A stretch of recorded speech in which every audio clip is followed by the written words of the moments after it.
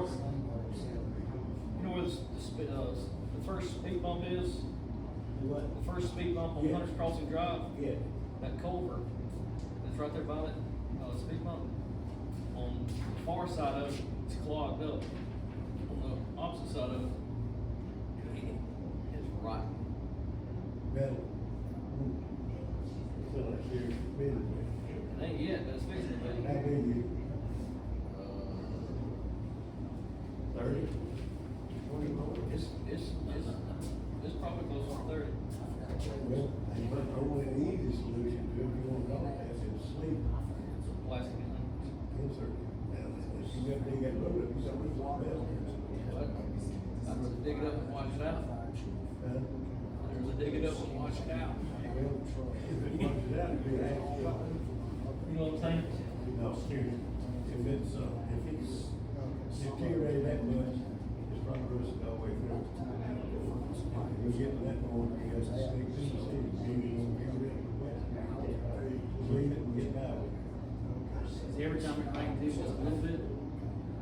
Backs all the way up. There's two guys that run through there, that run the intersection. Oh, there's a done too.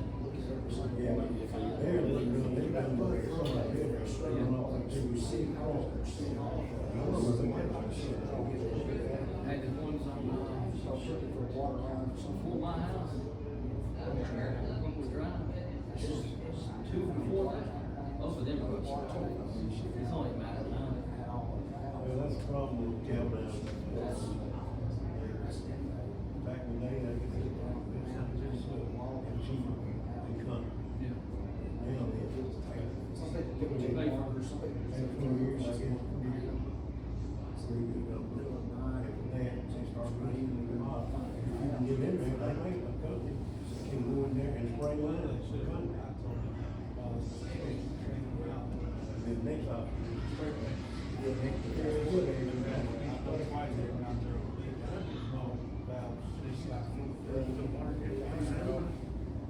I'm sure it's been nice, I've seen good. So, we just look at stuff.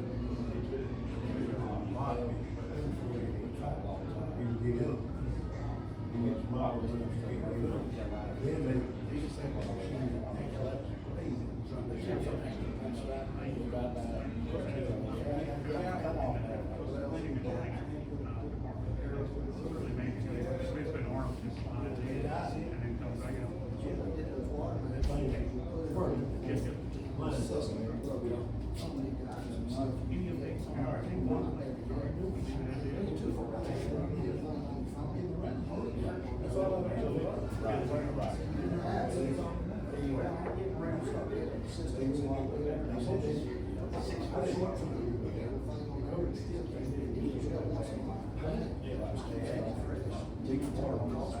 Who was the contractor? I can show proof, like they were there. I mean, they took part of it. Who hired them?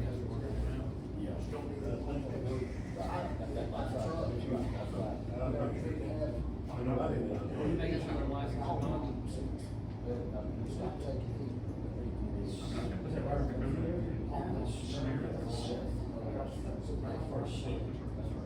I saw the picture where she said, she said, hey, that big step. Like, I got the picture of the truck pulling up, with the truck leaving the bagger. I mean, You didn't hire them, though. no problem, yes, no.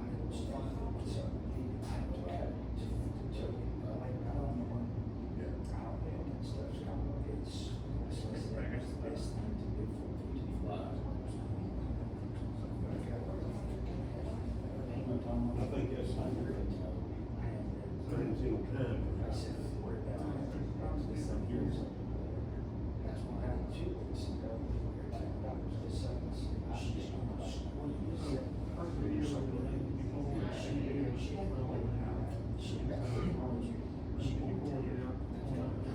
Yes, he did.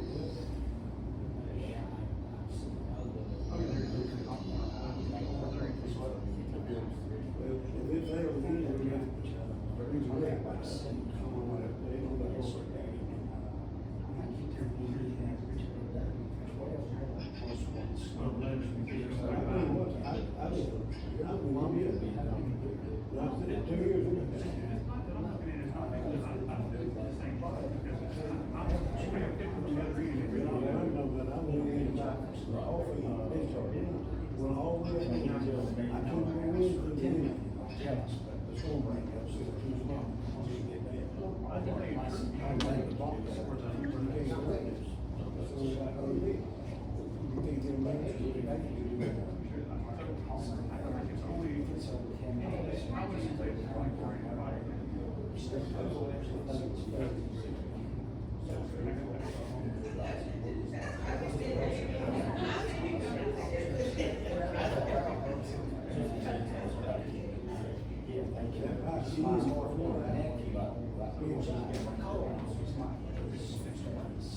Right, he went and took the test. He said, that's all just that test was hard. They said it was hard.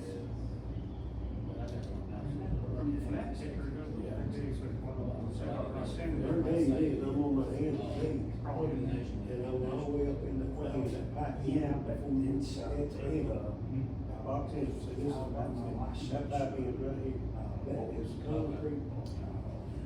so, And what happened for so many years, it's concrete that come out between the joints. And that one, that vibrating everywhere, just out. It's just a, feel out, they'll drop it out. They look low and that needs to down that. They just, on top of it, down through that hill, and I take my hands.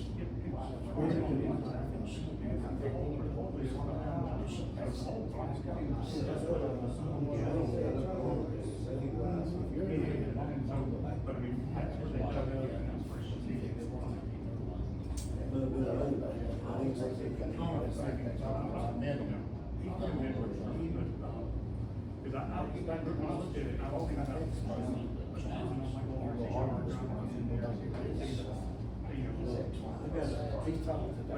Video camera.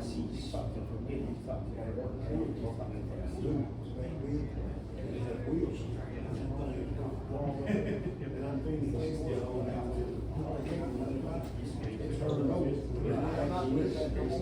Like a road. Don't do that. We saved $2. It cost us $5,000. 4 years later. I mean, I'm not saying you're not. What you were told. No, I want myself. Oh, before you told me. Oh, What I saw outside is what I saw inside.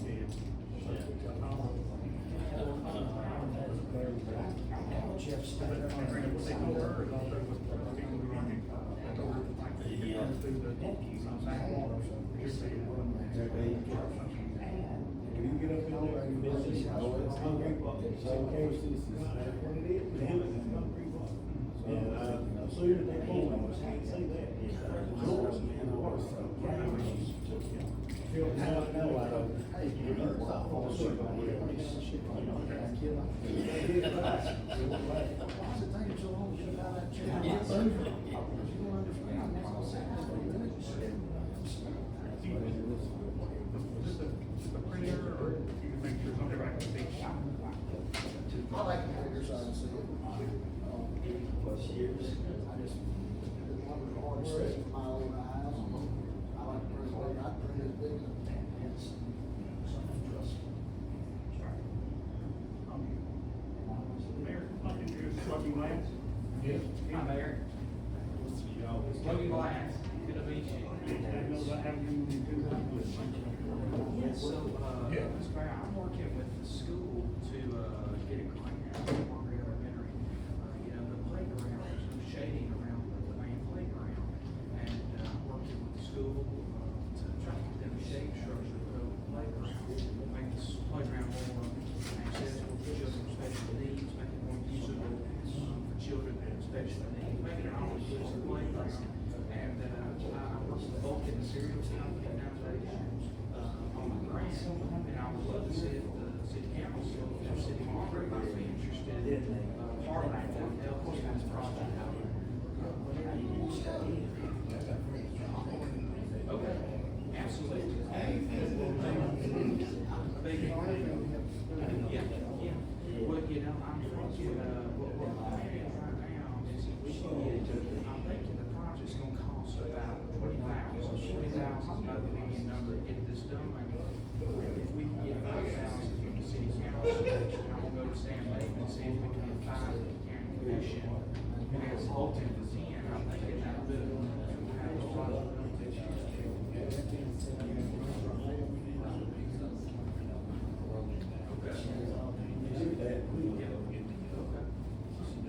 That sounds good. That sounds good. Make a motion.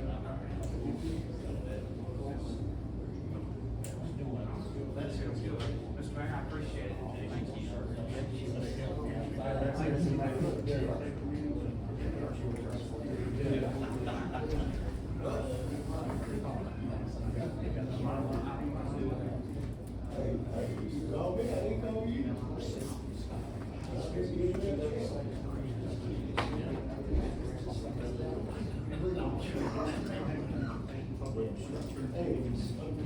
Dare me walk by and not even see you. I used to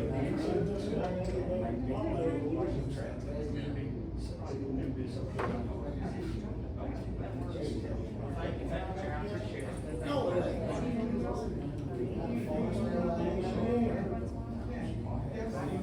Okay. You didn't the afternoon. Yeah, I'm driving the, summer kids right now. I'm driving the handicap. One day.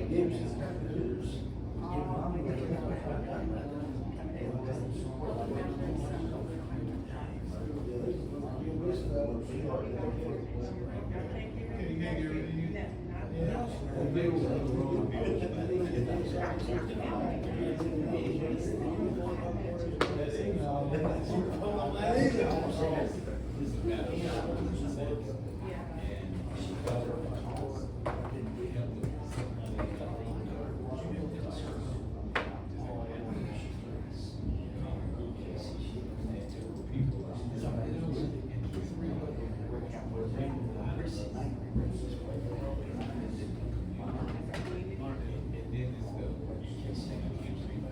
Right.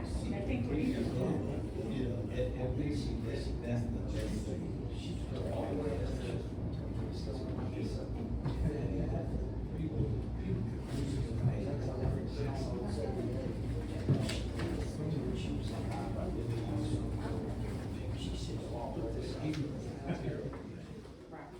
It is. Thank you. We got to we got to now how to look at it. Fine. Good Lord, love on my side. Ain't nothing over there. Ain't showing up.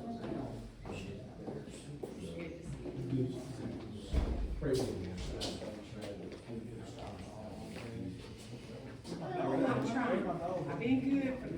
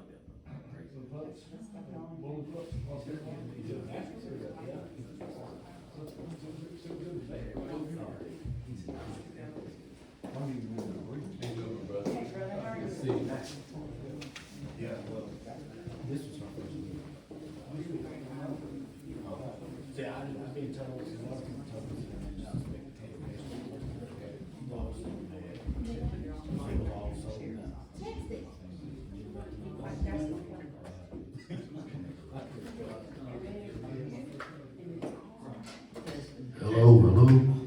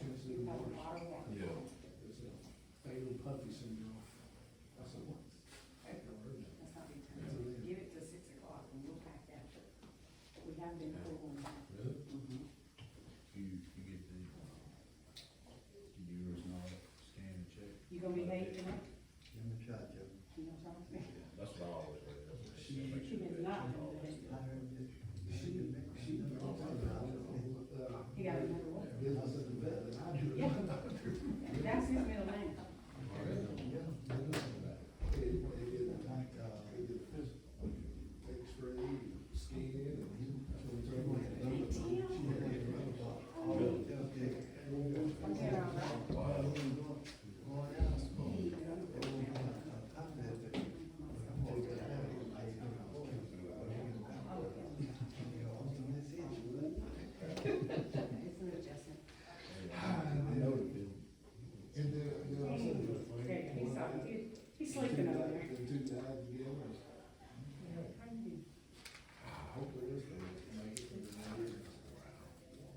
The whole lot of shoes running up. Tired of doing nothing.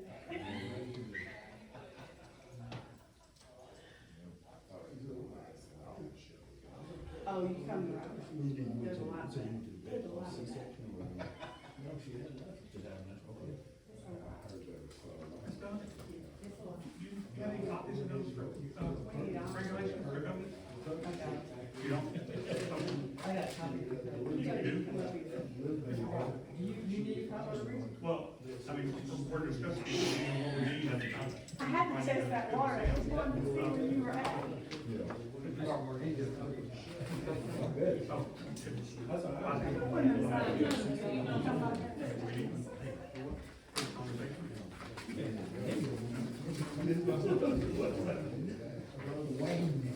I had several people. Yeah, well, They should. It is.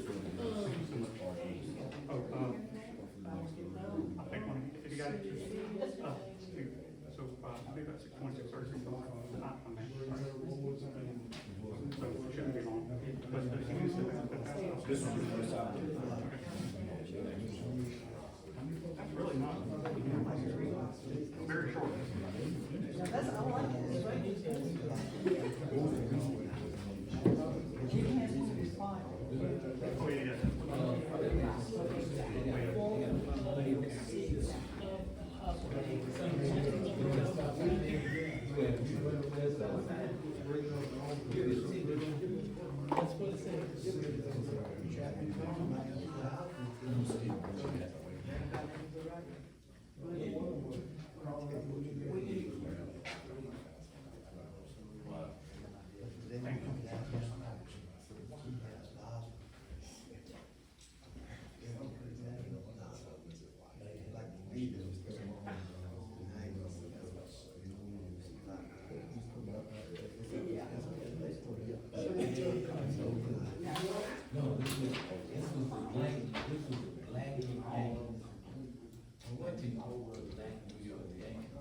You got time.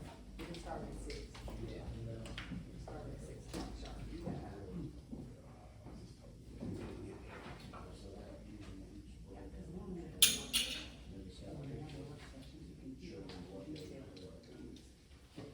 Planning on the program. Not that I see things in that right now. We're pretty good at that. Go burn me another one then. You got time. What's his name? Yes. Lives right there on Southfield Creek. About halfway into Southfield Creek.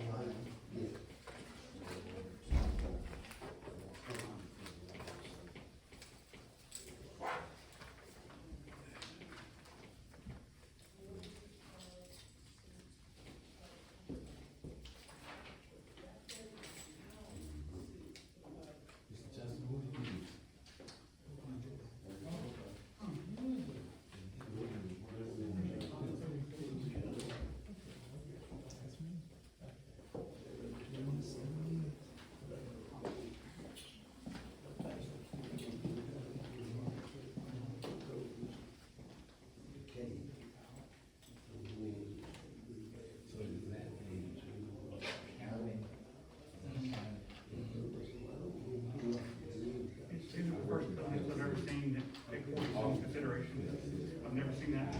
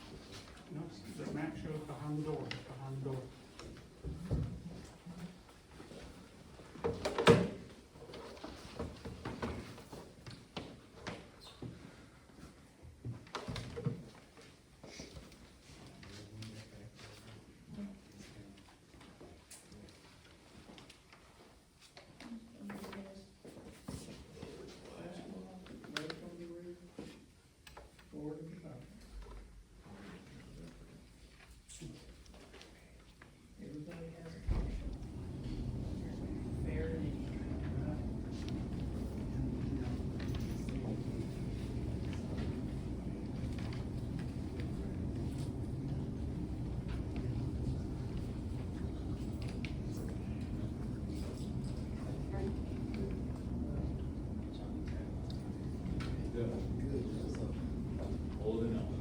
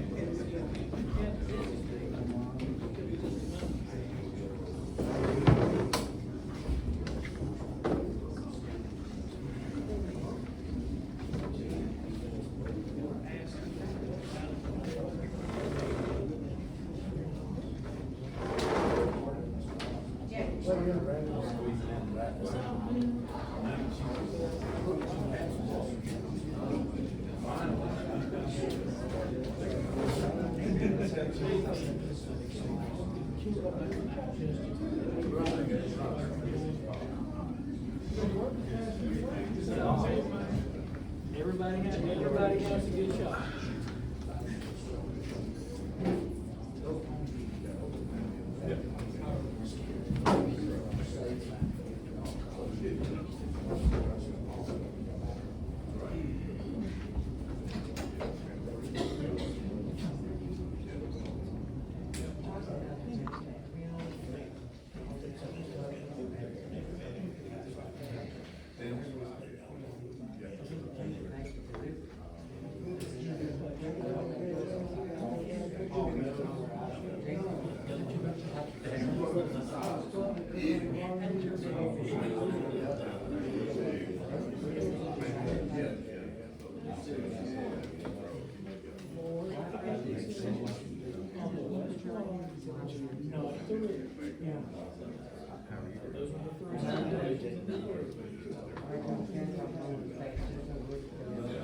That location fits those requirements. We went down to the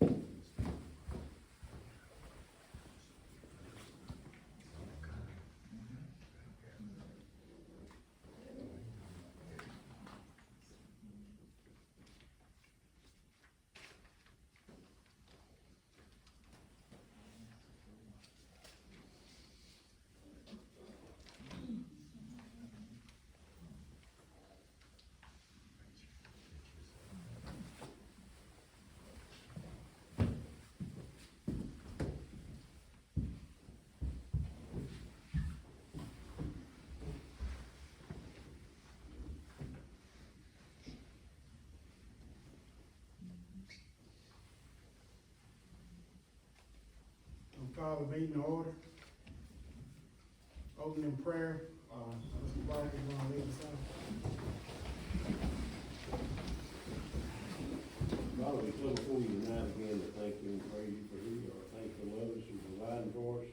Continue to thank you for this nation and this city you've given us to live in. Pray for our president, this mayor and council. Pray that you give them wisdom and knowledge and direction to lead us the way it pleases you. We're asking in Christ's name.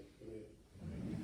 Face the flag, salute, pledge allegiance to the flag of the United States of America and to the republic for which it stands, one nation, under God, indivisible, with liberty and justice for all. Roll call. Councilwoman Cook. Councilman Trump. Here. Councilman Tortorica. Here. Councilman Ray. Here. Mayor Pro Tem Chapman. Here. Mayor McIntyre. Here. Next, adopt the agenda that we have in front of us. I need a motion to adopt this agenda we have in front of us. I make a motion to adopt the agenda. I said. Any discussion? I'll make the motion that we modify the agenda to include Mr. Logan Glass, who I requested last week, but also the agenda item would be that he's working on a grant for the elementary school to provide shade for the playground. And so I'll leave it at that for this meeting. All right. Matt made the motion to amend the agenda. Need a second? I'll second. Any discussion? Anything for the kids, I think it's a great idea. Any more discussion? All in favor? Any opposed? All right, I need a motion.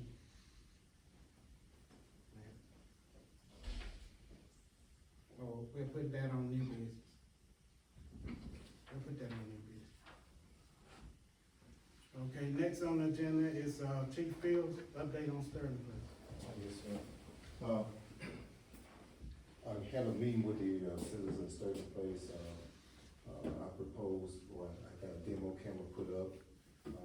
Proposed we use that for right now because we're not for sure we have ownership of the road to put speed bumps, which I don't think that was gonna be an option, there was stop signs. So we put a demo camera out there, and after the meeting, I think everybody was on board with it. Okay, all right, thank you.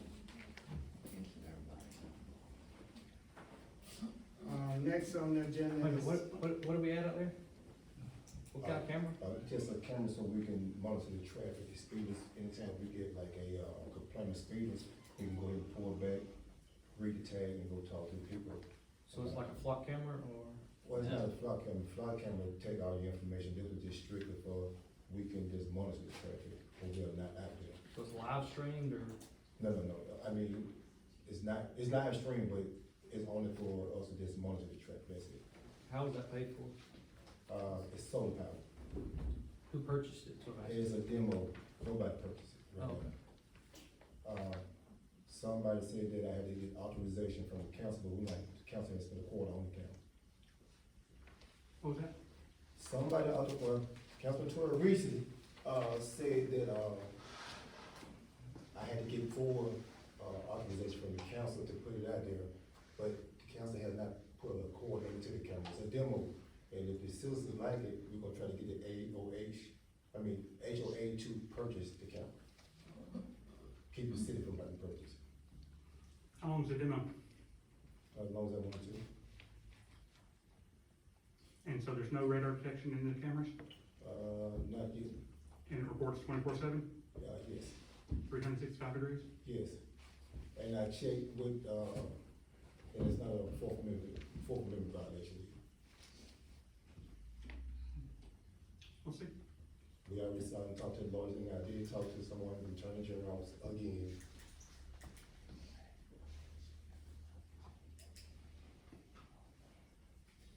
Do we have any complaints on the camera, Chief?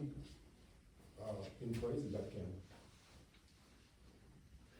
Matter of fact, somebody from Brookhaven was asking me about some cameras in your district.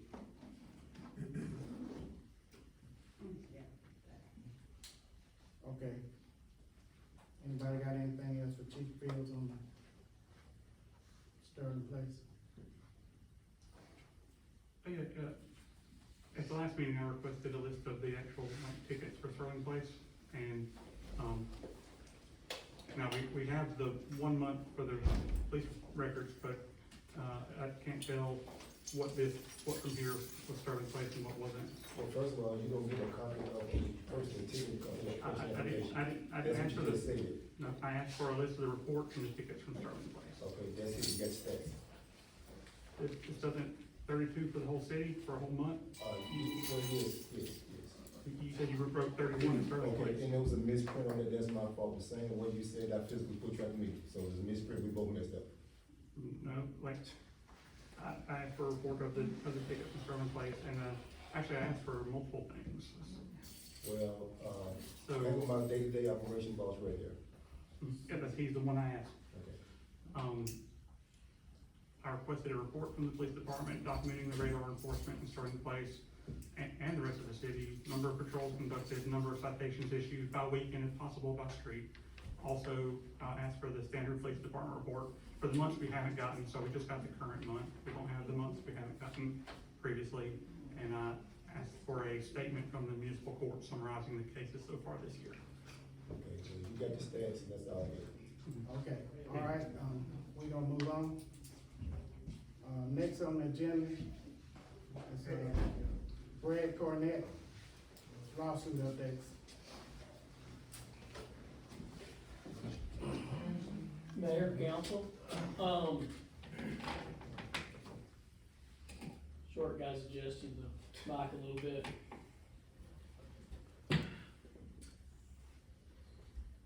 So, as you all know, I've had the honor of representing this city in a number of lawsuits, some of which have been resolved. The lawsuit brought against the town by McKinney and Pickett, gentlemen that were involved in a, high-speed motorcycle chase, that lawsuit was resolved in favor of the city with all claims dismissed, no payment whatsoever by the city or its insurance carrier. Last time I was here, we talked about resolution of, one of the lawsuits brought by Councilman Tortorici, that the council, authorized, payment of some attorney fees, with no payment to Councilman Tortorici in resolution of the case involving the voting districts. The voting districts, as I understand it, are established moving forward, and we're looking forward to a peaceful, productive, and well-operated municipal election come August. The most recent update is, since the last meeting, there was a mediation at the federal courthouse in Birmingham.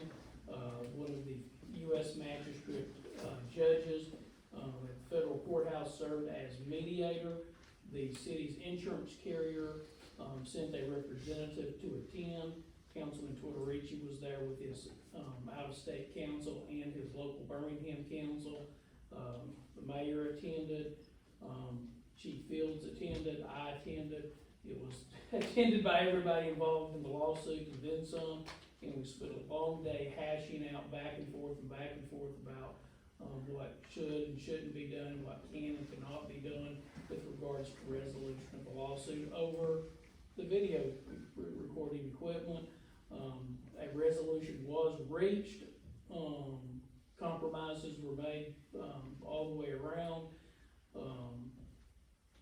Probably the biggest compromise that was made, the city's insurance carrier, under the city's insurance policy, has the authority to settle claims that are brought against the city that trigger insurance coverage.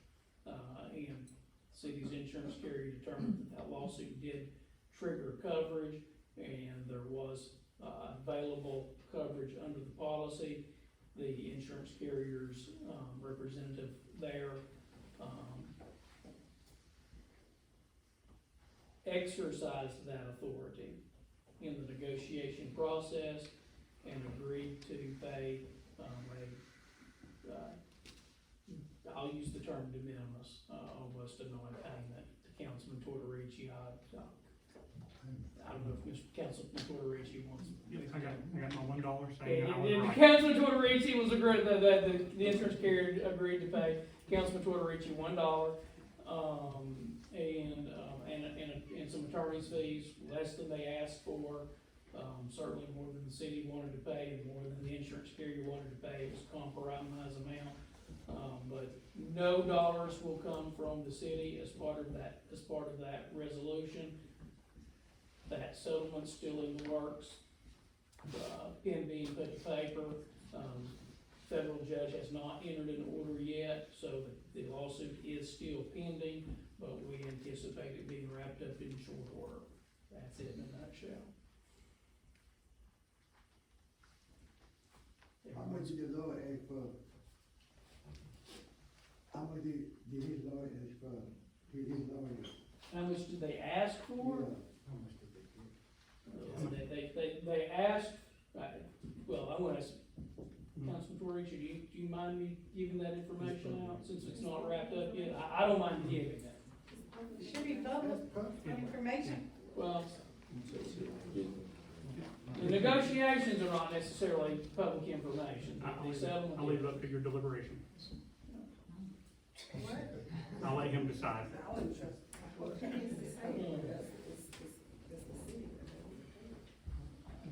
The city has to pay it, so why wouldn't we have a right to know? The city's not, well, the answer to that is one, the city's not paying it. The insurance company's paying it. The city's insurance company. City's insurance carrier. So with that said, the amount of the settlement will be public. Okay, so it's not public yet, but it will be. They asked for a substantially larger sum than was agreed to. The insurance carrier agreed to pay $40,000 in attorney's fees. So why the insurance company paying for, why can't his lawyer pay for it? How couldn't he pay for it? I can't speak for Councilman Torrici. I can only tell you what the insurance company agreed to do. Okay, he made a statement that he was awarded $1 and meant he was not at fault. That's not true.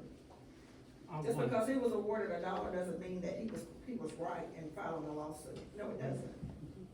It doesn't. It's a compromise resolution. But is that what it said in the lawsuit, that he was correct?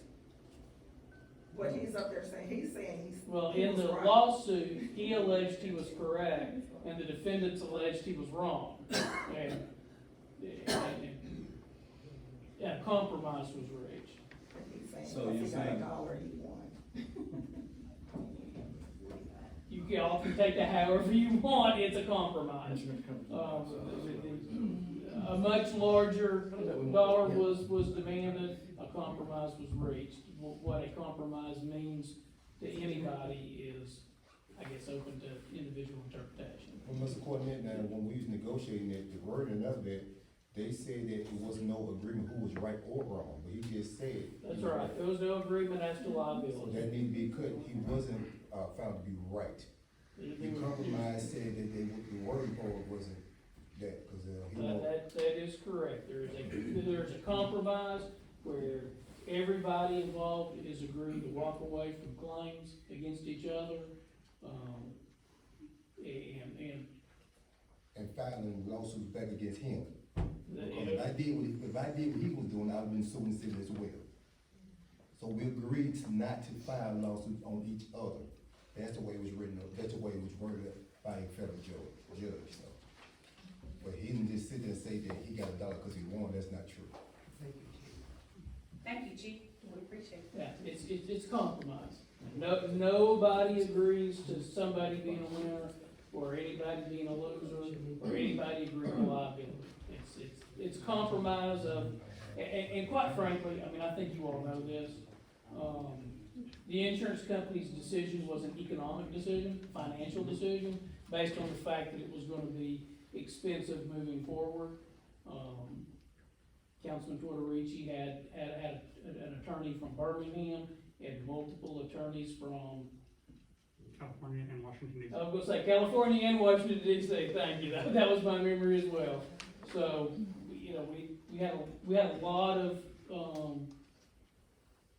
expense to consider, and the insurance company thought it was in the best interest of the city to shut it down and shut down the threat of extensive ongoing litigation expenses. Could you explain that an agreed order puts the court in charge of making sure the violation does not recur? There is an agreed order where the court will simply make sure that everybody, is allowed to video record just as being done. And, Got somebody got a question. Mr. Mayor, Mr. Cornett, you don't know me, I don't know you, so this is certainly not a challenge to you.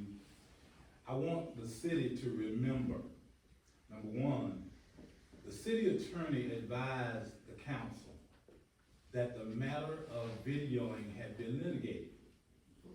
He said that in the very beginning of this discussion. We had, if I understand correctly, which means the city of Fairfield had a legal action that took place regarding videoing of their meeting. It went all the way to the state Supreme Court. It had been litigated. Mr. Tortorici heard that and still filed a legal action. That's point one. Point two, the city as a community, we need to be aware of how many legal actions a sitting councilman has either proceeded in or has currently the intent to proceed in, because the lie of it's not costing us is a lie. Let me tell you why. As an insurance company, the city pays the premium, not Matt Tortorici, you and I. Subsequently, when a legal action is taken, the company, if they pay a settlement, that has to impact our standing with the company. So at some point, we're gonna have an increase based on the legal actions of a sitting councilman. Number three, I think it's important for Mr. Cornett to make us aware. If a councilman engaged 3 different attorneys, that means that there was a retainer paid to somebody to engage those attorneys. I can't hire Mr. Cornett without a retainer agreement. It's gonna come at a cost, whether that cost is $1 or $5,000. Now here's my question. When was the lawsuit filed? And let's say hypothetically, it was filed over a 10-month period where 2 briefs were written. Let's say it was filed in August and it's settled in June. So that means it's 10 months, right? Now here's my question. You mean to tell me they settled, or the insurance company settled, at an average of $4,000 a month for somebody for 10 months? How many of us would like to have $4,000 a month for 10 months? Come on with it. The last thing I'm gonna say, and this is not directly to you, Mr. Cornett, but it is intriguing to me. A sister community had a council person to accuse the council of mismanagement. They censored that council person for disregard, and this must be considered a frivolous lawsuit because it had been litigated. That's not on you, Mr. Cornett. It's in the books. It had been litigated. We need, as a community, to be very clear as to what's transpiring in this community. And the question is, how can we have ineffective leadership that sues us? So when you chew on that, when we have leadership that threatens staff, that disparages council members, and then sues us, and this is the outcome, who disrespects the chief of police, who gave me a finger the last time I was here, and this is what what we've come to? Ladies and gentlemen, I beg you to consider disrespect, I don't care who it comes from, should never be tolerated. Thank you, Mr. Cornett. I'd like to add also, Mr. Cornett, there's also state law, state and federal law that prohibit this from happening. And if we follow that with the proper leadership, and we don't throw out numerous people, the one person that finally had enough stood up. We've done throw it out 3 people. But just like it's written down, like you stated, there's an agreement that it can't happen again. And there's only one person in this room, sitting at the middle part of that table, the mayor, that's throwing anybody out. And if one person And that's sitting down on that end, there's another lawsuit. there's got a lawsuit going on pending now, for what? For your rumors, Mayor. Yeah, for your rumors that you spread all across the board. I will say that I will always stand up for the citizens' rights, and that includes my rights. Like, this entire lawsuit was for a First Amendment violation, and that is why there's a settled agreement that the city may not continue to violate people's First Amendment rights. But the law says shall, it doesn't say they have to allow that, the law says shall, It's been all across every national news outlet, all across the state of Alabama. in your opinion.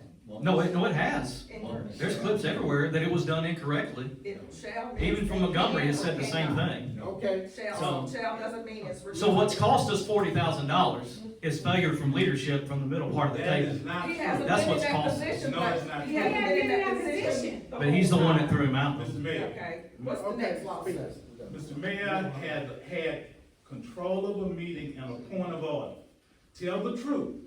As a mayor, as a sitting presiding officer, he had the point of order and was in charge of the meeting, and he can have a person removed who is disrespectful and in disorder. Now that's Robert's rule. Y'all wanna play this game where you wanna be Robert's rule some days and not. The truth of the matter is, he can censor you and have you removed if you disregard directions. You disregarded the directions, and I wish the city had fought it legally because it had already been fought with the city of Fairfield. What I would have done, I would have hired the lawyer that the city of Fairfield hired when they fought it legally, and we'd have spent every dime we had to spend to silence Mr. Tortorici because he was wrong. And if we keep letting somebody continue to disregard the rule because they think they can bully and disrespect people, what's gonna happen to us? Somebody answer that question.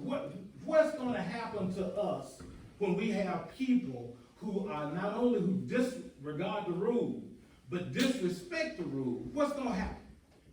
Is he speaking for you, Mr. Mayor? No, I'm speaking for Clyde Beverly. Mr. Cornett, would you go on with the next lawsuit?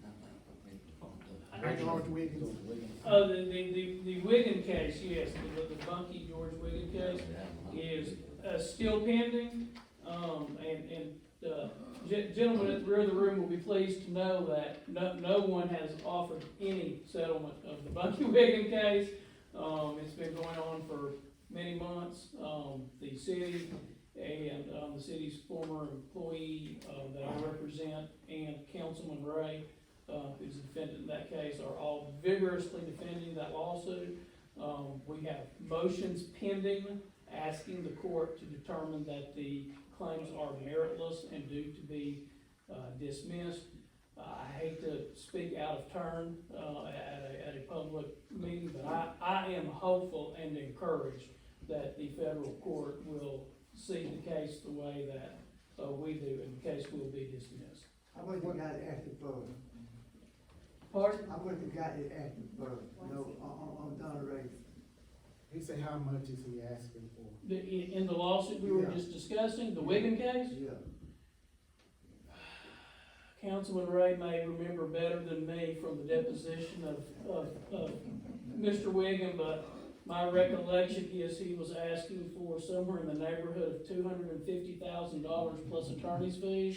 I would expect at this point his attorney's fees would be 6 figures. Does that meet with your recollection, Councilman? Yeah, it was actually, the primary was the former Mayor Wilson, the false promises that he had directed or whatever. So there's also one more person in that, listed in that suit as well. Yeah, Jeff Wilson was included in that lawsuit, but all the claims against Jeff Wilson have already been dropped. So why is There's also another defendant in there as well. Why is Jonathan in the lawsuit? If you want a whole breakdown of that lawsuit, the allegation by former police chief Wiggin is that he was subjected to a hostile work environment and that he was constructively discharged. What constructive discharge means is he was not fired, but forced to quit. The allegations is that he believes that former mayor Jeff Wilson did not handle things appropriately as mayor of the city. He accused Councilman Ray of unprofessional and discriminatory behavior in his opinion. He accused, I'm going blank, Councilman Ray, who else are our defendants? Former employee just retired. Also accused of discriminatory behavior. It would take a long time to go through all the facts, but in a nutshell, former police chief Wiggin complained about what he felt was an unprofessional atmosphere and that he couldn't continue to work. The defense is both legal and factual in its basis, in that he doesn't have a legal standing to claim under state law constructive discharge. That's a claim based on workers' compensation law, and former police chief Wiggin never suffered an on-the-job injury or made a workers' compensation claim.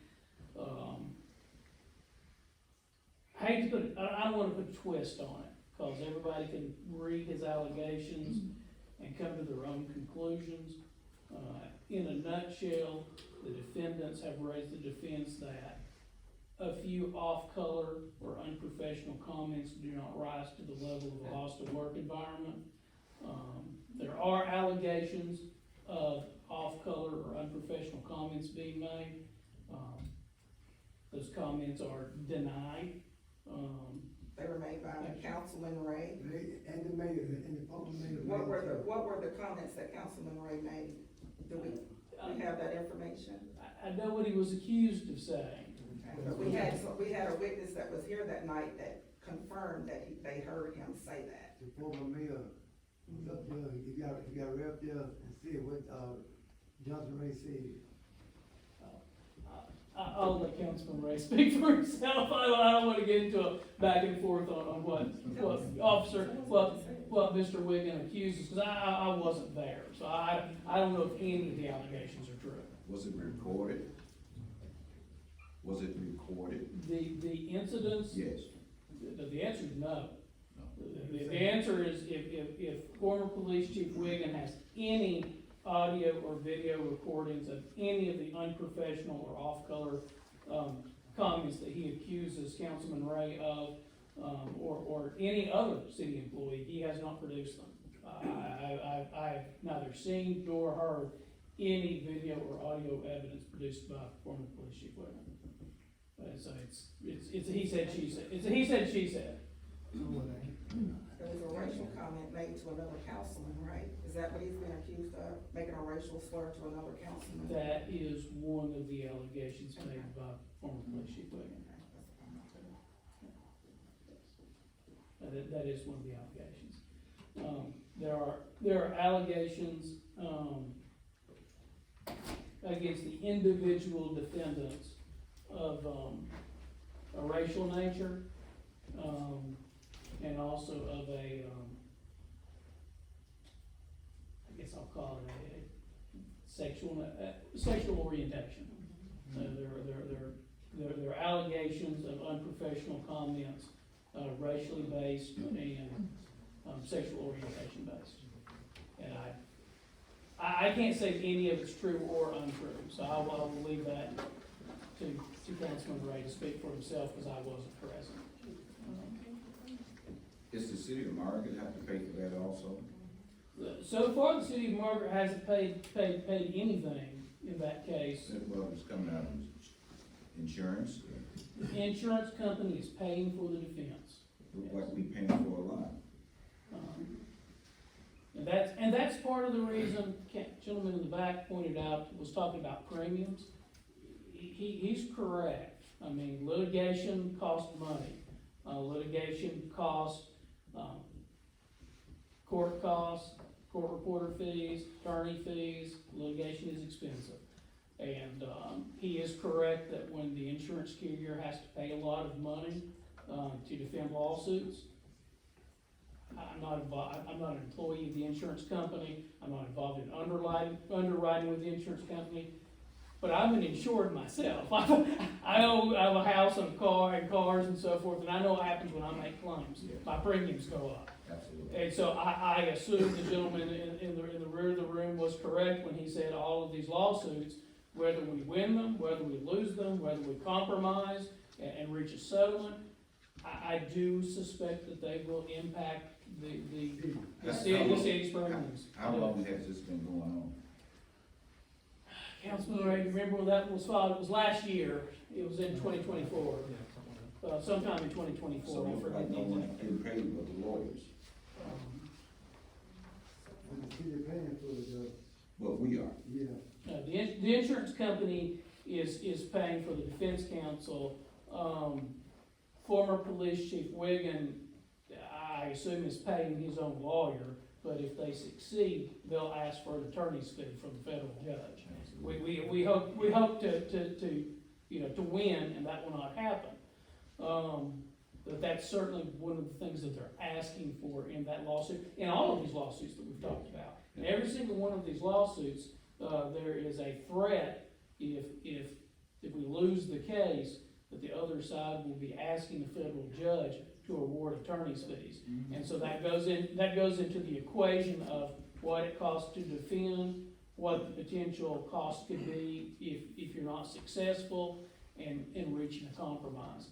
As I said, the one that has been, well, both of the two that have been resolved, they've been compromised. You know, there was a request or a demand somewhere up here, zero was somewhere down here, and compromises were met in the middle just based on all of these different economic factors and legal arguments and fact issues, and the threat that if you fight and fight and fight and fight for months and years, if the other side prevails, I will tell you under federal law on a civil rights claim, if the plaintiff prevails and gets a $2 award, or a $1 award, or a $20 award, their attorneys can still ask for $200,000-$300,000 for all the months and years they spent. And so that's something that the insurance carrier has to take into consideration, is that if it's gonna cost us this many dollars to defend and even win, that we can settle it for less than what it would cost us to win. That's an economic decision that sometimes the insurance company makes. And gentleman in the back, and I'm sorry, My name is Clive Everett. thank you, sir. Yes, sir. I apologize. No problem. I should know your name by now. Yeah, he mentioned retainers. You know, the city, I'll tell you, the city has not paid me a retainer, and does not pay me a retainer for my work. And whether or not Councilman Tortorici has had to pay his attorneys retainers or not, I do not know. I do not know the nature of or the terms of any engagement that his attorneys have on his behalf. Mr. Cornett, could you explain with the agreed order that the courts put in place, will the city prohibit anyone else from, or will the city be allowed to violate anyone else's First Amendment rights and prohibit recording of an open meeting? I will refrain from calling anything a First Amendment violation, Councilman Tortorici, but the agreed order, the city negotiated an agreed order that says that the city will have a designated recording section on the west wall, forward of the rear wall, and forward of the public seating. So where everyone sees The cameras tonight is the area where, the agreed order says that the city will allow video recording moving forward. Can you say, So everyone here is allowed to have their video recording equipment in the designated recording area if you so desire. can you say, how that check was written out to his attorneys? What did the check say? The check's not been written yet, so What it is doesn't say gonna- anything yet. What it's gonna say? But I assume there will be, Who but made- there'll either be one check made payable to Matthew Tortorici and his attorneys, or there'll be two checks. I suspect there'll be two checks, one for $1 and one for the attorney's fees. That's my, but I haven't seen the checks yet. Did I correctly hear the mayor defending Bunkie Wiggin against the city a moment ago? He was confirming Bunkie's statement against Councilman Ray. Did I hear that correctly? No. Yeah, I believe I did. You made the comment that you heard Bunkie say it, or you heard something that was, accusing Bunkie's He was record. talking about the witness that said that I'm Councilman Ray speaking, said please. that. You made the comment that, Well, we're not Bunkie gonna was argue right. about it. If you say it, I guess you got it recorded, Yeah. so let's move on. I mean, Let me ask you a Bunkie doesn't question. find that. Can I ask, did I physically put you out the meeting? You had me physically removed No, from no, the did building. I physically put, is it a yes or no? I was physically removed from the meeting. Did I put my hands on it? Like, A lot of us were here. I didn't see what it. point are you trying to prove? I'm asking because on the notes you said I physically put you out the meeting. My physical body was moved out of the meeting. But then you turn around and say, I'm trying to keep you out as much as possible because you didn't do anything. No, I said I'll try to keep you out of it as much as possible. I didn't say you didn't do anything. And Mr. Okay. Tortorici, the mayor that's sitting in the seat right now, wasn't the one that was here at that time that ordered you out of the meeting. And it was because of your ill Okay. attitude. Oh my God. All right, let's move on. Thanks. I think that's all the lawsuits. It hopefully will be seeing resolution soon. Okay. So, thank you, Mayor. Thank you. Wow. All right, next on the agenda is, Diller Park demolition. Keith? Yes, sir. There were a little bit of a question about, the best place to locate the building that we had, bid previously. We were able to, get you a budget quote from a reputable company called CJ's Demolition, for a total of $6,500. That would remove all the foundation and all of that building, put it in dumpsters and take it to the landfill. Then that would clear your path to place that probably in what I believe is the best spot, kind of exactly where the old buildings is, and we would use the same utilities. So that's for your consideration.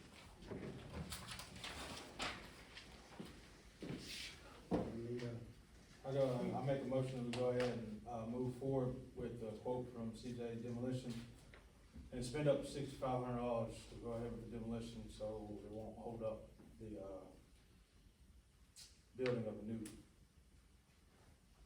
pavilion. Councilman Crump made the motion, I need a second. I second.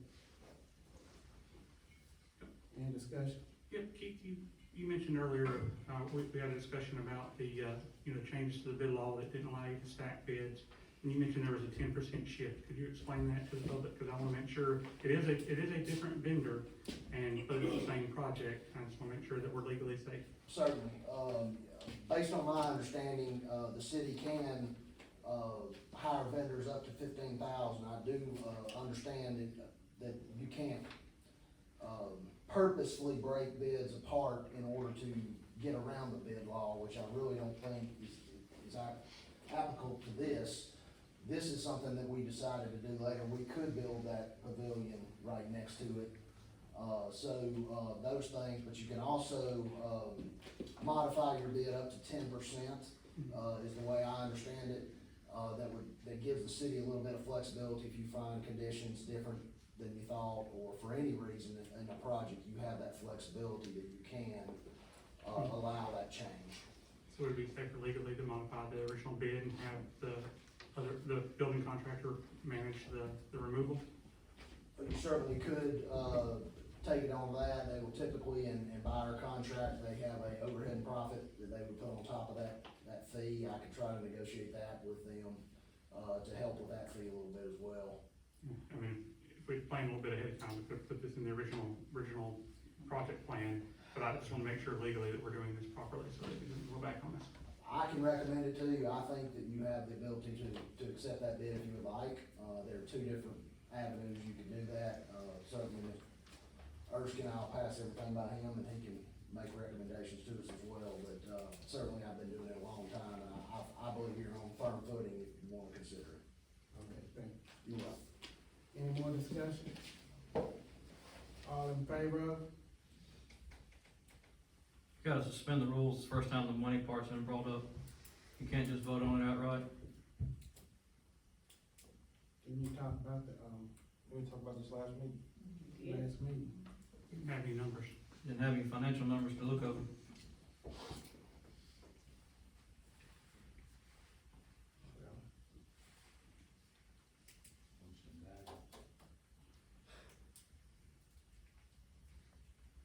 When did you get the numbers?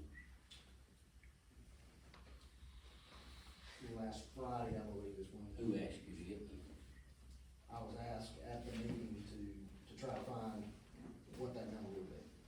Okay. So y'all asked him to get the numbers, and he's got the numbers, and he Well, presented Richie the did. numbers, and you don't wanna vote on them? Is that what you're, Just said we gotta suspend the rules. why would you have to suspend the rules? First time the money finance part's been brought up. Well, that would be a different topic every time. It's not a singular thing.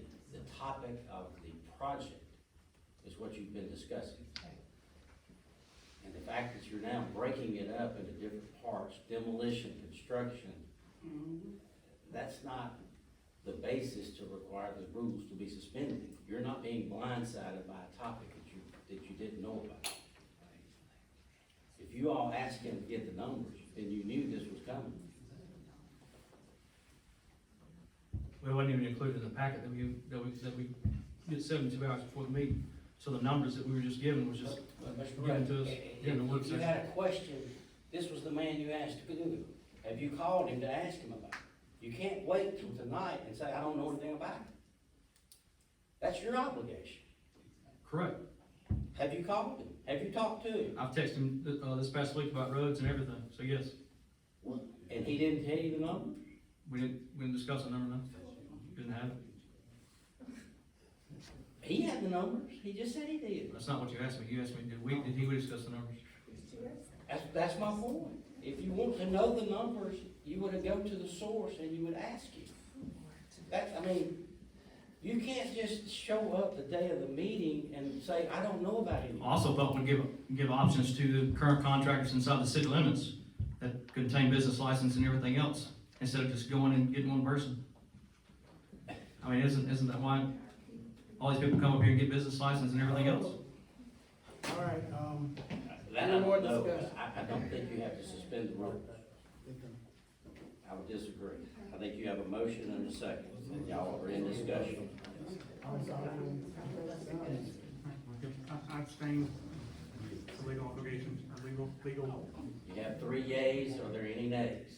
Any nays? One nay. I said I abstained for One legal abstention. reasons. I mean, this is obviously such a big hurry to get this done. We sent out letters last year about a water crisis in need of a water tower. We haven't even put our feet in front of one foot in front of the other for all that. I don't believe anybody's, I think I have got the floor, so. All right, next is, Keith, road updates. 3-1-1. Yes, sir, Mr. Mayor, at the last meeting, that I was at, there were several roads that were asked for us to look at. Cedar Crest Way, Clearview Road, and Parkwood Way. I was able to go with Mr. Barker and we inspected those roads. Based on your asphalt bids that we did approve, I've provided you with, a budget to do the entire resurfacing of the roadway. but I'll bring to your attention, there are two areas, one on Cedar Crest Way and one on Clearview Road that I think are particularly, in poor condition. One is a drainage problem, that would require some leveling, of asphalt, which is a thicker layer of asphalt to make sure the water runs the way it should. And on Clearview Road, there's an area where the shoulders have deteriorated, probably just from normal use and city vehicles and, utility vehicles, that, in my opinion, it's so narrow, it's a little bit dangerous, and it's gonna get worse over time. So I also provided you with alternate bids to just do a smaller scope of repair, and I've provided that with you and tried to give you some photographs and some maps, for your consideration. With our asphalt bid, if you would like to consider those, now you are able to consider those at your convenience, since we have voted to put them under contract with the city. So you have that ability to consider those if you would like. Okay. Yes, sir.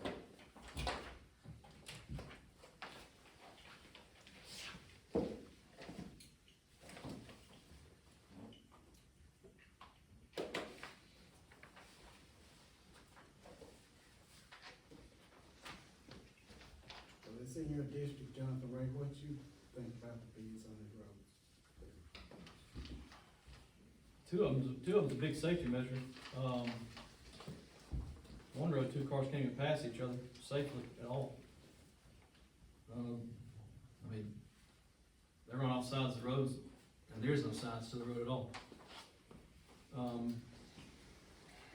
Another one's got a hole completely across the middle of the road.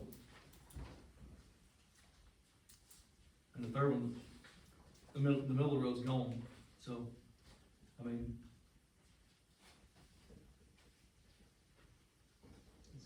I think all three areas need to be addressed.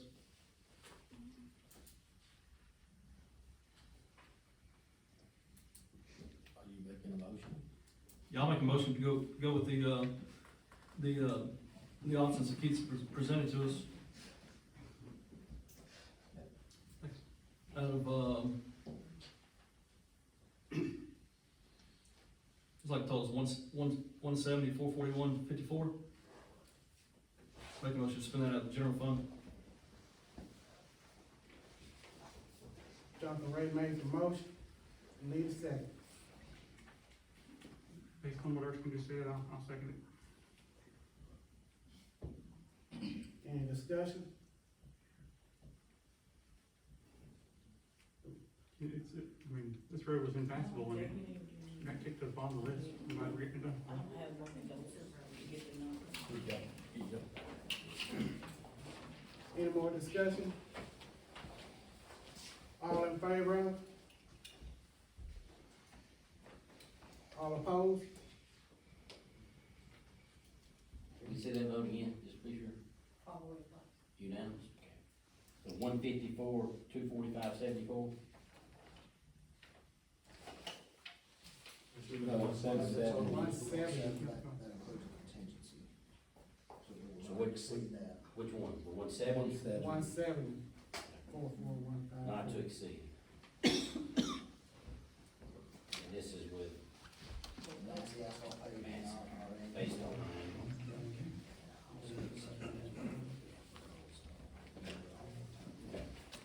If you would, just after the project's done, maybe report back and let them know what the final cost. Yes, we'll run a report, absolutely.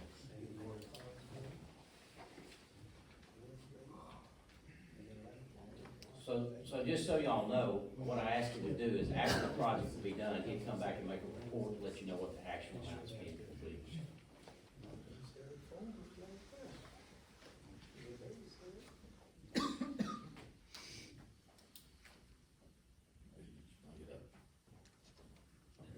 Next on the agenda is, 4th of July fireworks.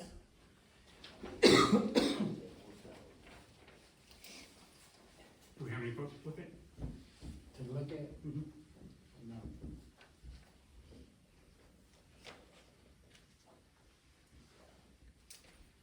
Talk to Carol where we've been purchasing from. We spent 45 last time. I think Brandon said the show didn't last too long, did it, Brandon? Yeah, last year was not as long as the previous year, so I don't, Which was 2,500. 2,500. I don't remember that. I don't remember the amount. I wasn't involved in that discussion, but I think if we went with last year, maybe, It was 4. okay. I mean, that would be up to you guys. The costs, I would assume, have changed.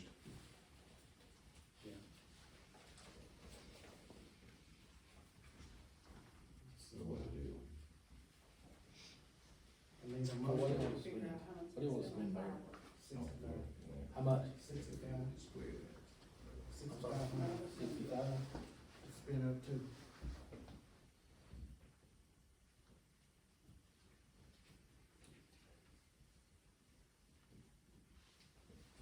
So I need a motion. Fine. What do y'all people think about a fireworks show? What do y'all think about a Can you fireworks show? tell me we have every year? where's this, displayed at? Right here at by the flash track or marathon station. Where the Easter egg hunt was at? Yeah, that's where it's always been. Oh, okay. What all y'all think about the fireworks show? Everybody like fireworks. Everybody likes fireworks. I think it's a I way mean, to I bring the always thought community I together. always thought it went over very well. Everybody like We fireworks. always had a pretty big crowd. Well, we've done it every year.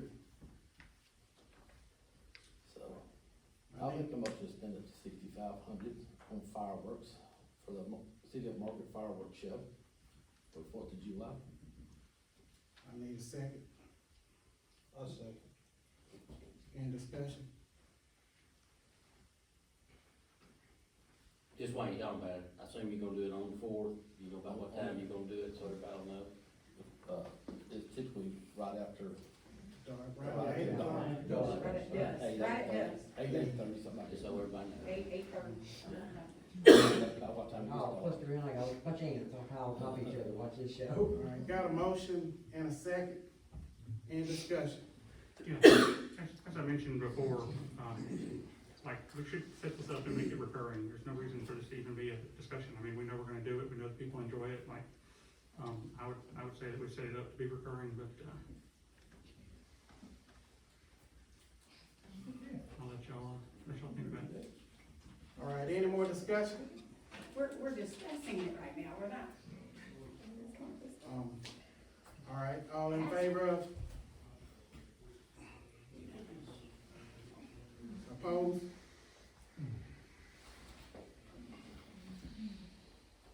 Next on the agenda, Carol Dunn. You got it. Donovan, None of it. Hold on, guys.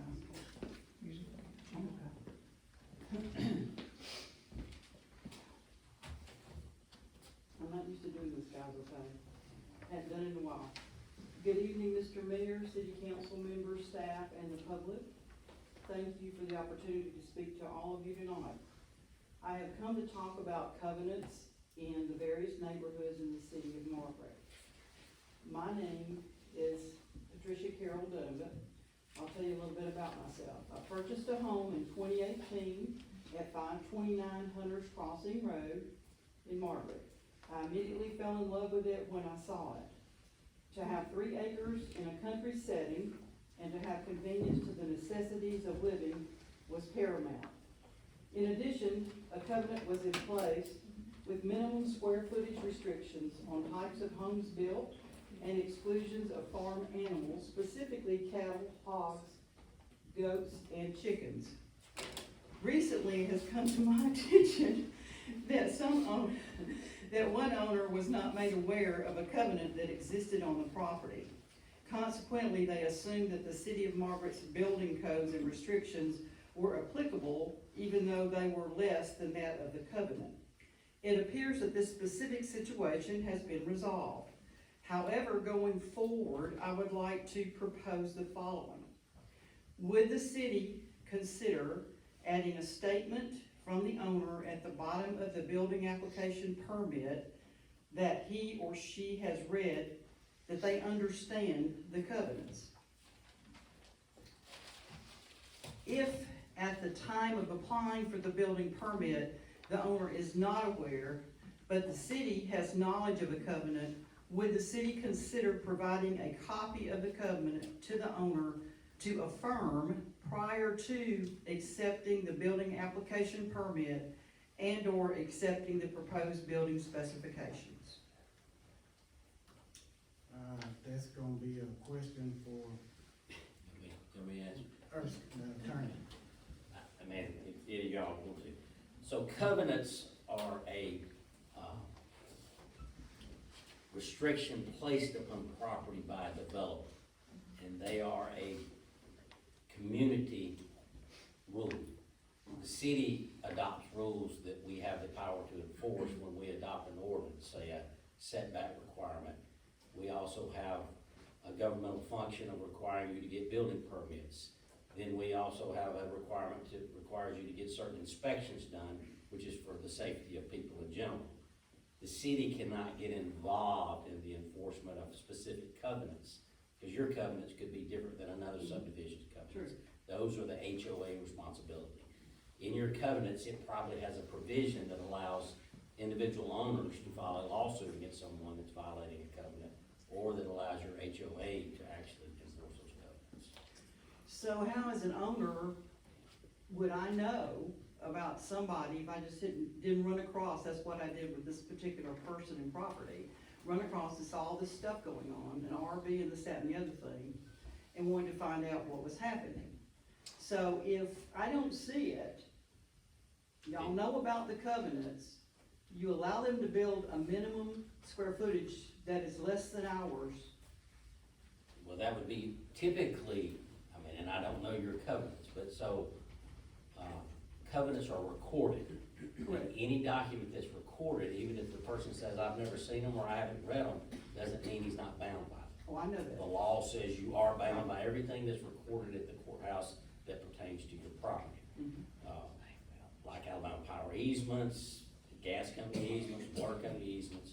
So that's why typically in an HOA, if you have an HOA that's active, you would also require someone to submit those plans to an architectural review committee to make sure they're in compliance with your requirements. But see, it's not an HOA, it's just a covenant. So this is what I'm concerned about. Yeah, but typically you have a provision in there that allows you all to set up an HOA. Whether or not you actually do that or not, that's up to each subdivision. Okay, so let me give you an example. So let's say, again, you get a minimum Square house footage. built. Mhm. We, as the owners in that covenant, although there's no real HOA watching over everything, then we would have to sue that person and or the city for. By the city. Why not? They knew about the covenants, if the covenants take place over that, why not? City doesn't own any property. The city's not required to enforce your easements. That's true. That's why you But couldn't they sue the can't be city. naive either. Sure they can. Why? They know Because- about it, they know something's not right, why can't they ask a question? When you say it's not right, it's only not right because your developer recorded that easement. It only applies to the property owners in your subdivision. Correct. Doesn't apply to the city. It applies to the property owners in your subdivision. Your subdivision, you as an owner have the right to enforce that against your neighbor. So how am I gonna know that we need to do that if I'm not made aware of somebody trying to build and the city's gonna go ahead and not pay attention to the covenants? You would see someone building a home. Sometimes, it depends on where you live. If you don't go by it every day, not But necessarily. that's by choice. That's by your choice. If I may, generally speaking, the closing attorneys for the selling of the property are the ones who are liable for, like, we're letting the person know that this is a covenant restricted property and not necessarily to enforce it, but they're the ones who are supposed to make sure the owner knows. In this case, they came to us for a variance. Otherwise, they would not normally even come to the city. The city would barely be informed that a sale took place, other than someone signing up for new water service. Yeah, this had to do with the seller not informing the buyer. That's correct. So that's what I'm talking about. This typically doesn't happen Yeah. very often. Sure. But it generally would not come to the city at all, our attention at all, just at a household. I mean, it's like, when there is an established HOA, they literally get contacted and they send a letter to the closing attorney saying that person is in good standing, or this is that. And generally speaking, as Erskine was saying, it's a civil matter between the residents, and all the residents could come together and file a civil suit on the person who's in non-compliance. But with an HOA though, it would actually be the one to, like when they tried to sell the house. They may not be able to force them to change while they're in the house, but if they tried to sell the house, the HOA can prevent the sale until the covenants are, met. And so it's not a good solution, but that's pretty much state law for them. So we pretty much police it ourselves and y'all are out of it, Yes, ma'am. Yes, not even with a question, okay. All right, next on the agenda is approve the minutes for 6/3/2025. I need a motion to approve. I'd like to motion to approve the minutes as written by the city clerk. I need a second. I'll say. Any discussion? All in favor of? All opposed?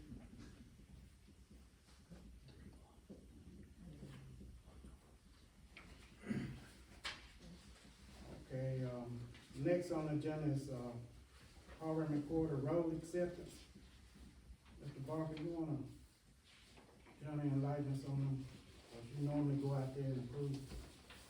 Yes, sir, Mr. Harvey is saying that he's going by the dates that those roads were paved after a year, from the date that, he paved them. He's saying that, he can approach the city council to accept those roads. And I talked with him earlier today, and he was under the impression that was the way to proceed. And I told him that according to what I know about it, in the past, we've done 80% when a development is 80% built out, then,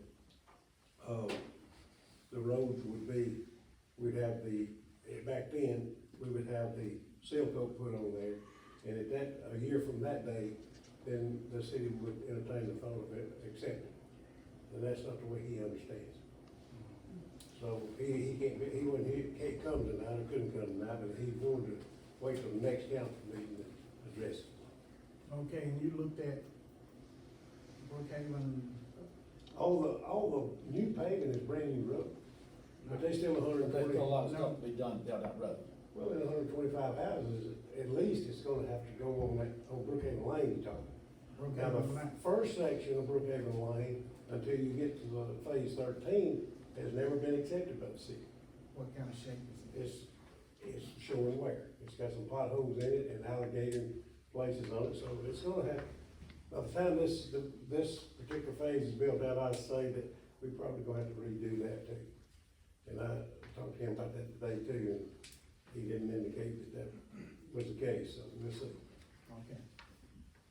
We just need to confirm that the bonds are like on the roads that are currently being worked on, and if there's construction still going on, we need to make sure we have a bond. I don't know of any bonds. Well, and that's my point, like, we need to make sure that we have them to protect the roads that construction traffic is coming on.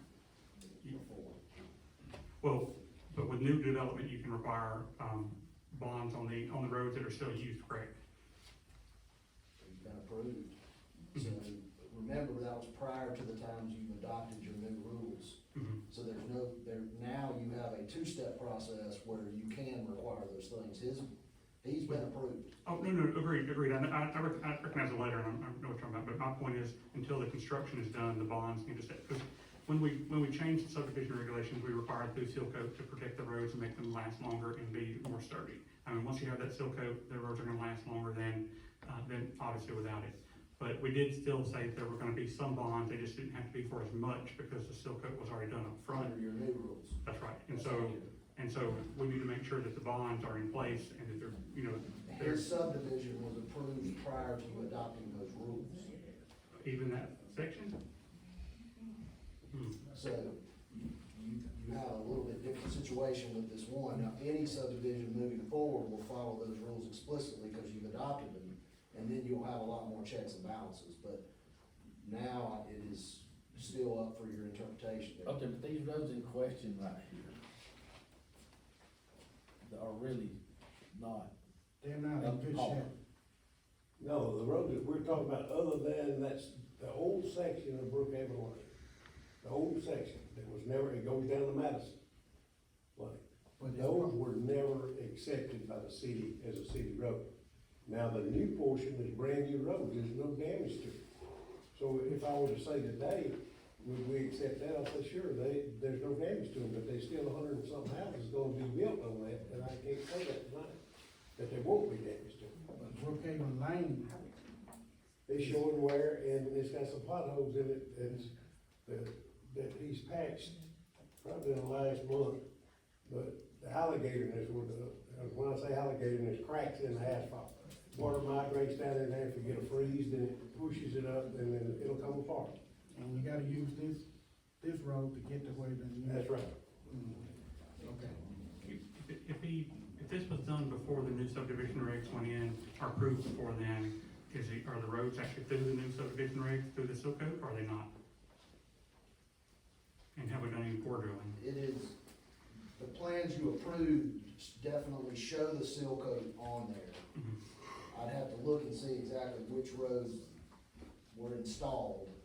Typically, historically, you left the seal coat off so that at the point you wanted to adopt them, you would get a brand new layer. What we found is the longer that it sits there without that seal coat on there, you get more damage.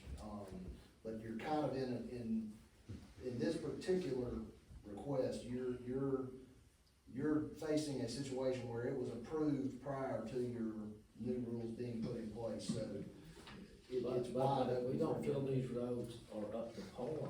We don't have to.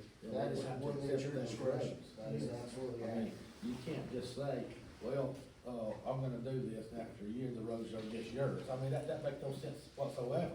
You know, I mean, the year is up, but the road is not up to par. The road in bad shape. So we don't have to accept that road. Just because it's been a year, but maybe we have to accept that road, it's not up to par. One final comment, I think I read in his letter, he said, your regulations say that, and I would disagree with that statement of that letter. Because he was prior, there was no regulation, it was up to y'all's discretion of what you wanted to do. Now, and I think in a very good way, you put some guide rails in place where now it's a lot more standardized and those bonds are in place to protect you. But we don't have them.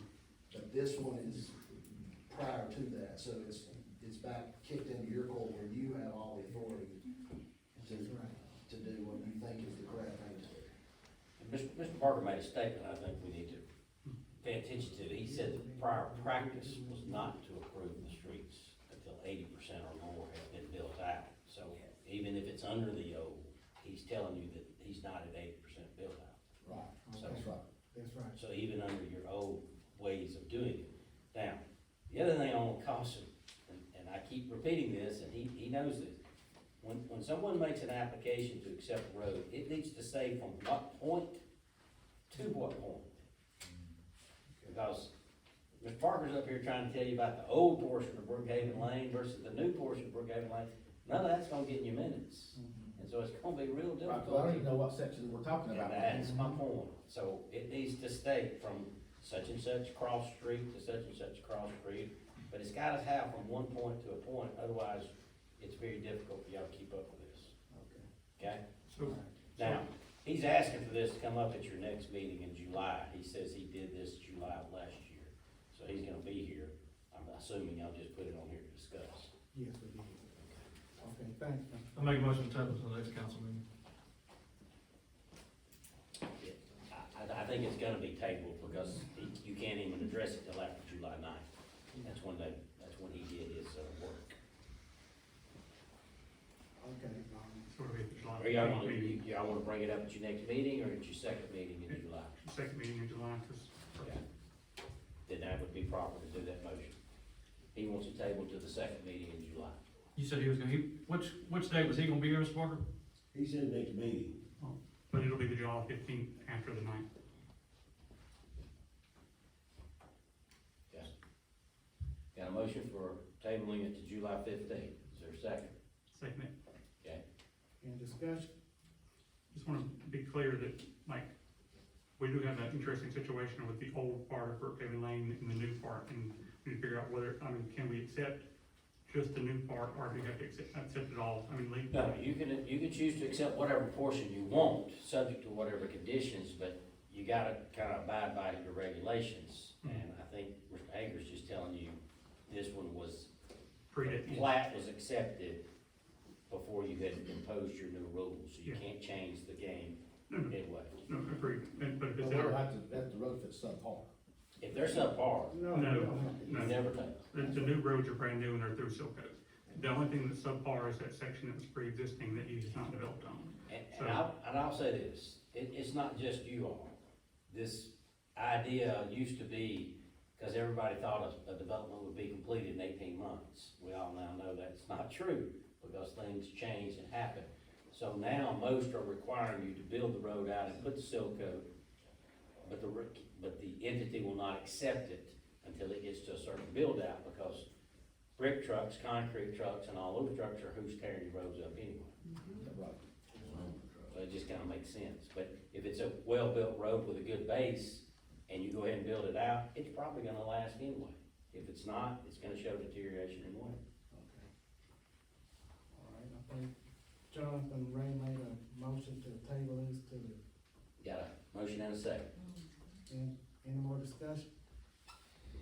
Not all in favor of? All opposed? All right, next on the agenda is, Logan with the elementary school.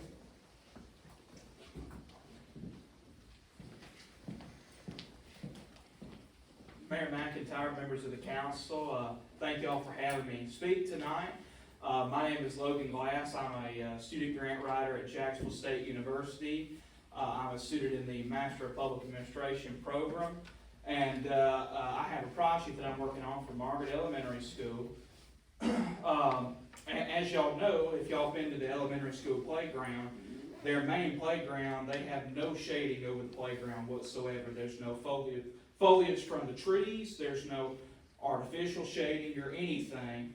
It's just right there in the heat exposure from the sun. And what my project is wanting to do is we're wanting to construct a shade structure over the playground. It's a common shade sails sort of structure. I'm sure that y'all have seen over playgrounds before. That's what we're looking at doing. The baseline cost for the project will be about $20,000. I have spoken with the Vulcan Materials Company Foundation. I spoke with their secretary treasurer and had lunch with her about our project.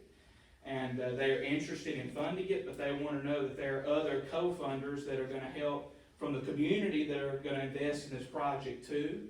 So I'm speaking with Chairman Sam Bateman of the County Commission to see if they would be interested.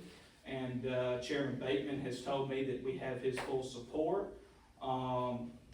What I'm asking from the city of Margaret tonight is if y'all would be interested in approving a $5,000 on y'all's part to help us go towards the grant to show Vulcan that we do have some community support for this project, that y'all have some skin in the game, so to say. I think if y'all can make that commitment, that would go a long way to helping us win this project so we can help the kids get this shade structure. You know, what we want to do is make a shade structure over the playground so that the playground is all inclusive for all children. You know, children have special needs, they can enjoy the playground too. We want it to be all inclusive, and right now that's not the case because there's no shading over the playground whatsoever, and some children have certain sensory issues that you know, that gives them that special need, and they can't enjoy the playground too. And so we need to make a playground that's inclusive for all the children at the school, and then that's what we're trying to do. So thank y'all for entertaining this, and I appreciate your time. All right, thank you. Thank you. I guess we'll need to, suspend the rules. Yeah, it's first time. First time. Money's not necessarily due unless the grant's awarded. I think right now, a letter of just an acknowledgement of support, and then we could vote on it at the next meeting. So he just needs that the city would support him, and then we can vote at the next meeting, so we don't have to suspend the rules. Is that fair? Yeah, if we could just get a statement of support that y'all would pledge to do that, that would be enough that I can put in the grant when I submit the grant to Vulcan. That would be more than enough. Yes, sir.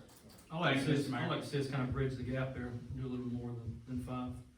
I think it's the only school we have that's local, and I mean, there's probably 60% of the kids that go there, especially if it's been in elementary school. I'd like to see us do 8,000.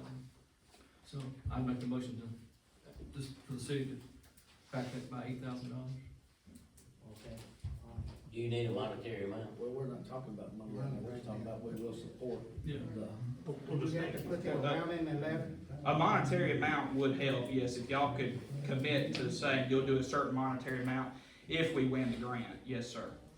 Okay. And up to, saying up to would be very important because, you know, Vulcan may give 15 and he only needs 5. So, I mean, it, you know, but it might be. Hopefully he'll get some from the county, maybe the Board of Education as well, and then with you all, and then the bulk. So, Yes, sir. Jonathan, you making a motion that we, up to $8,000. Yeah, I'd like to see us, I'd make the motion for the city to back that, pending the outcome of the grant, up to $8,000. I'll second. any discussion? Technically, you don't have to suspend the rules if you don't do it this way. Yeah, And it's okay, I think y'all are good with this, suspend the rules and just do I it. make a motion to suspend the rules. I'll second it. Any discussion? All in favor? Rules are suspended. All I right. make a motion for the city to back this grant, pending the outcome, the other additional, parties that you're going after or whatnot. Yes, Or soliciting, whatever you call it, up to $8,000. I'll second. James, second, any discussion? All in favor? Any opposed? Thank you. Thank you so much. This isn't just a grade to me. I fully intend to do everything I can to help get this project done. So thank y'all for your commitment to help with this. And get with the clerk and give her information she needs after the meeting. Yes, sir. Absolutely. Thank you. All right, that concludes our agenda for tonight. I'm gonna open the floor. Councilman Person in the floor. Go ahead, Mayor. So back in January 16th, I submitted 6 information requests to the city, and it has been 6 months, and I was summarily denied my request, this past, actually yesterday. And, I have a full information trail of all the requests and all the details and all of the roadblocks that were put in my way. And, you know, new legislation went into effect last year, SB 270, which changed all of the laws and requirements around information requests, changing the standards for acknowledgement, getting a response within 15 business days. If there was gonna be a reasonable fee, it needed to be explained, and none of these things were done for me during this process. And so I've been summarily denied, and again, rights were denied. And so I'm going to make these requests as a city councilman. So as a council person, I want to see the credit charge, all city credit card charges for the past 12 months, all employee and council expense reports for the past 12 months. I would like to see a list of all current employees' pay rates as of today, all employees' annual gross pay for the year 2024, a check detail report for the past 4 years from the bank accounts, and then all payments to invoices from Freddie Parham and any of his other businesses over the past 4 years. I also added to the request a copy of all of Erskine's invoices and checks written to Erskine's law firm for the last 6 months, but now let's make it the last year, since it's been 6 months since I put in the request.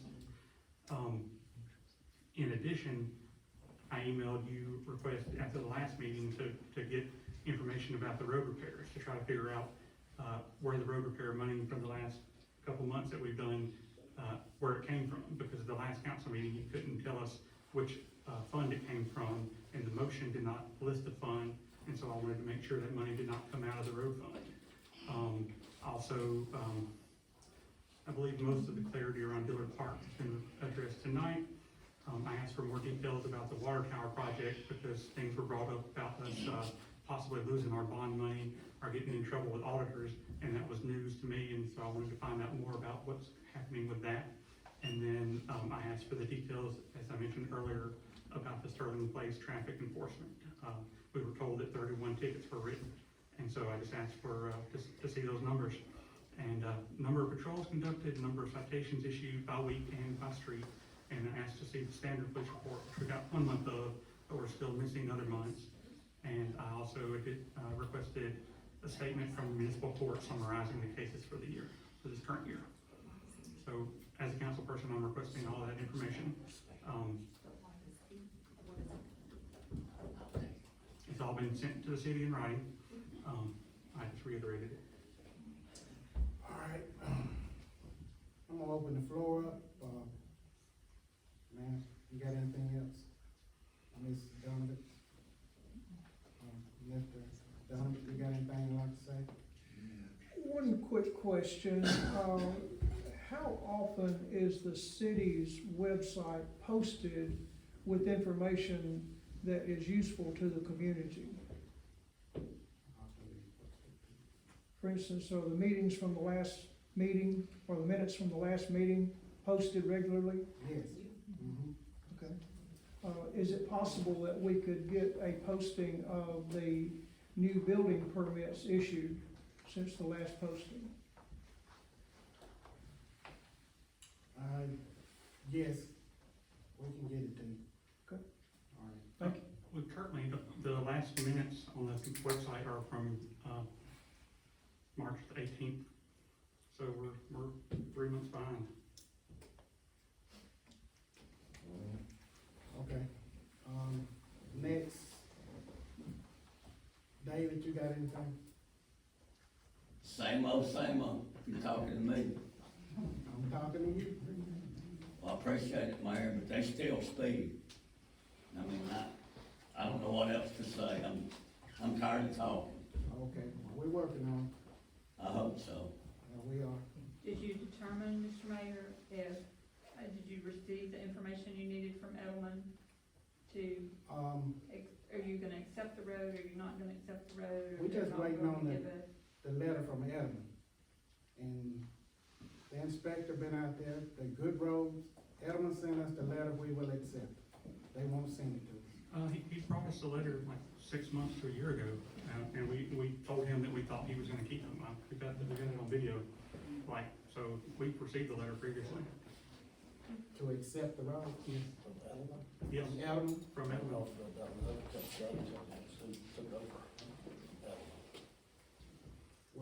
Well, you hadn't found anything on that, Mr. Barr? No. But Tyler was here last council meeting And he didn't admit to it either.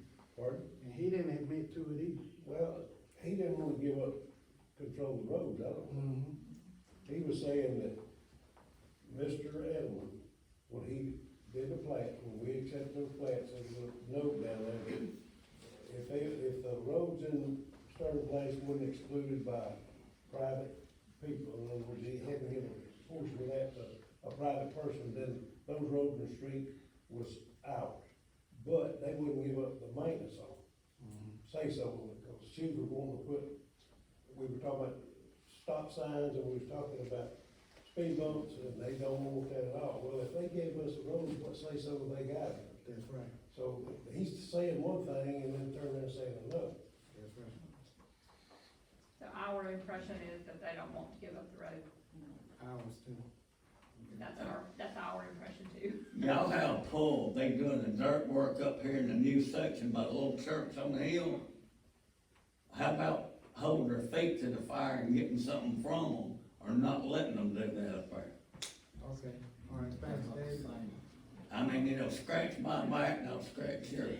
Okay. All right, we're gonna move on. Brandon, you have anything? No, sir. Ma'am?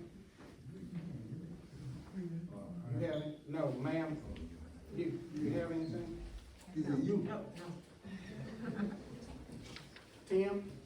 I'm good right now. Okay, ma'am? Okay, sir? Yeah, I was at a previous meeting, and we brought up two things. One was about the street, the catch basin in Woodland. They got a lot of grass and debris in I call it catch basin, the street, where they drain down. And do the service workers do that? Is it their responsibility to clean those? I'm not aware of what You you're know what I'm talking about. Do you know? When the runoff water from the street go into the drain. I call it catch basin, I don't know what y'all call it. Well, Yep. Give us the street and we'll let them look at it. It's all over in that area, it's all over in What that area? area, in Woodland, and. What area? Like, Woodland, Black, Black Creek Trail. Black Creek Trail, Culver, Culver, you know. Out here. Right here, out here. Even going up the hill, or coming up the hill, all those things are stopped up with grass and dirt, and it's not clear, okay? The road Okay. can't clearly go into them, okay? Now, the second thing was the, these city lots, these city lots. There's a lot of, I don't know if they got renters or who, this grass being cut. We got the Sahara growing up in the community. They're not cutting the grass. And most of them, like I know on Black Creek Trail, they got a whole lot. It's nobody's property, but they don't cut it. And it's bad on us. We got $200,000-$300,000 houses and look like we live in the ghetto, you know? And, you know, we want to protect our property, you know, our property value. This grass is not being cut and it makes it look real bad. Would that be on the builder? Would Yeah. that be on the builder? That would be on. What you saying, the builder? The property, Well, the builder doesn't build. the property. It's not, the property's not given to the owners. That's right. Talking These about are vacant vacant lots that lots. are next to his house. Oh. He's talking Okay, about we'll have vacant to go- lots next to his house. Vacant lots that got grass growing up, they got deep ditches and stuff, and grass Vacant all over lots the that are place. not being maintained.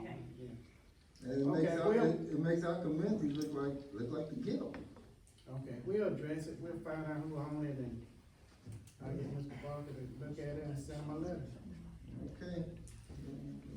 If I may for a moment, from the element of conversation, September 17th, 2024, in the meeting minutes, Edelman Homes stated that the city is responsible for stop signs in the subdivision. The city should have a contract stating that Edelman Homes would maintain the streets. So that was where he tried to get us to take the streets, and James pushed back saying that Edelman always said they would keep the streets, and so that was the last conversation about us adopting the street. So who they saying? That's people doing the work. Okay, next is, sir, you have anything? Arthur? No, go ahead. Okay. You the code? Mr. Sanders? No, I ain't got nothing. Okay. Ms. Vaughn? I'm good, Mayor, thank you. Okay, Ms. McIntyre? Yes, I have a couple of questions. And this is geared toward the road repairs in the older communities of Margaret. Matt has been very concerned about the road repairs in Brookhaven, but when it came to voting for the roads being repaired in the older communities, like on South Hillcrest Road, there's been pushback. And the roads need to be repaired. That's when he brought up all of the things about the budget and things like that, and the money, where the money is coming from. So as long as it's being spent in the community where he resides, it's all of a sudden an issue in the older communities. In this community, in the roads that I'm referring to, the area is predominantly black. So that's concerning to me, that, we're getting pushback, and that's also where Dillard Park is located. And just like last week, he abstained from voting, because he wanted Keith to get numbers on demolishing the building. And then tonight, he sat there and said that he basically didn't say that, or he didn't know anything about the numbers, but you asked Keith to get the numbers to demolish the building, but then tonight you refused to vote on it. Again, that's in the same neighborhood that you're denying, service to. You keep talking about a street that is in front of the mayor's house, you keep posting about it. That is not true. That street where that road needs to be repaired is not directly in front of the mayor's house. So you need to stop saying that as well. Also, you talk about Fourth Amendment rights, people's Fourth Amendment rights being violated with video cameras and things of that nature. What about your drone? You fly your drone all through this community, you're taking pictures of people's cars parked, their trucks parked, and things like that, and you bring it down here and post it on the TV screens. So is that not a violation of people's Fourth Amendment rights? Have a question. So we're ridiculous question. No, it's not. No, it's not, because you're No, accusing. very dandy, because you. We don't have to bring it up, but you're accusing people of violating Fourth Amendment rights with the camera, but yet and still, you fly your drone all over this community, taking pictures, and people aren't aware of things that you're taking pictures of. I've always, called for planning, and proper planning and organization, and so that people know what's going on, have a chance to see what's going on. The only things I've opposed have been things that were not planned, not well structured, and not laid out. And to the Fourth Amendment claim, it's just ridiculous on its face, because Fourth Amendment is about 24/7 government surveillance. Drones are their own thing. I mean, if you read the law, you understood what was going on, and you know they're two totally separate things. But And you're a city official, so do you not fall underneath the government? So you're a city official, and you're using your own personal device to bring things to council meeting and view it up there on the screen. So does that not fall underneath there as well? Erskine, where does defamation come into play in all this? Defamation of what? Character? Because you defamated mine. And y'all basically just, you talking back and forth. I'm stating facts, I'm not making accusations. You, in your mind, it's facts, in her mind, it's her facts. That's what discussion's about. Okay. And why defamation with me and nobody else in here? Okay, you got anything else? No. Okay. Ms. Love? Mr. Mitchell? I'm good. Okay. Ariane?